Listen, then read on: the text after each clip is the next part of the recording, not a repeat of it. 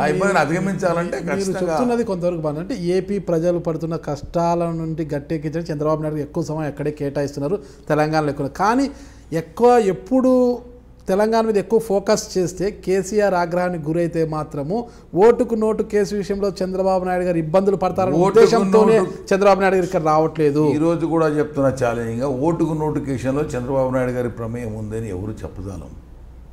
కాకపోతే కొంతమంది ఆయన తప్పుదారి పట్టించారు మా వాళ్ళే. సార్ మీ పేరు వస్తుంది, మీ పేరు వస్తుంది, వాళ్ళని రక్షించుకోవడానికి ఆయన పేరు ముందుకు తెచ్చే ప్రయత్నం చేసినారు.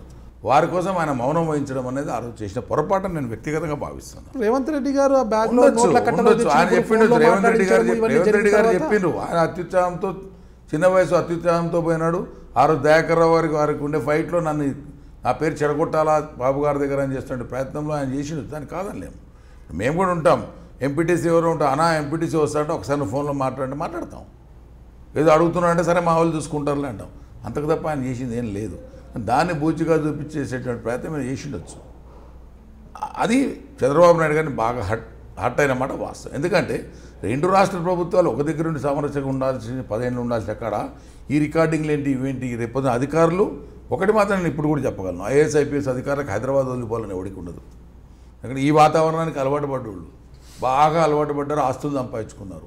రాజకీయ నాయకులు చాలామంది కూడా ఆస్తులు ఐఏఎస్ ఐపీఎస్ రాజకీయ నాయకులు కూడా ఇది వదిలిపోవాలంటే బాధ కదా. సో కొంచెం అటు ఏమైనా సహకరిస్తారు కాబట్టి ఆయన ఒక డెసిషన్ తీసుకున్నాడు. మనం అంతా ఇక్కడ నుంచి తరలిపోకపోతే వచ్చేటువంటి ఇబ్బంది వస్తుందని ఒక కఠినమైన నిర్ణయం తీసుకొని అక్కడికి పోవడం. ఆ ఇబ్బంది కాదంటారు, ఓటుకు నోటు కేసు కాదంటారు. అది ఆయనకి ఏమి ఇబ్బంది చెప్పండి. ఎవరైనా ఇప్పుడు ఎన్ని మాట్లాడతలేము, ఆ మాట్లాడినప్పుడు ఆయన ఉన్నటువంటి వాయిస్ అని వాళ్ళదని వీళ్ళదని ఎవరిదైనా కానీ అని అడిగింది. ఒక వ్యక్తి ఫోన్ చేసి నాకు ఇబ్బందులు ఉన్నాయి మీ వాళ్ళని ఎక్స్ప్లెయిన్ చేశాను, ఓకే న్యాయమైన నిర్ణయం తీసుకోండి, ఇబ్బందులు ఉంటే సరే చూసుకుందాం.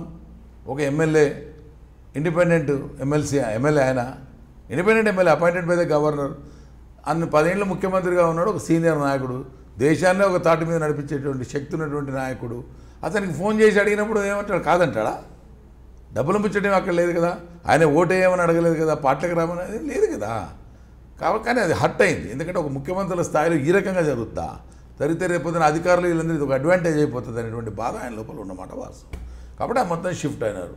షిఫ్ట్ అయ్యి అక్కడ చేసుకోవడం అనేది జరుగుతుంది. అది మా పార్టీ శాపం అయింది, అదే మా పార్టీ శాపం, అదే మేము యాక్సెప్ట్ చేస్తాం. Please subscribe I dream.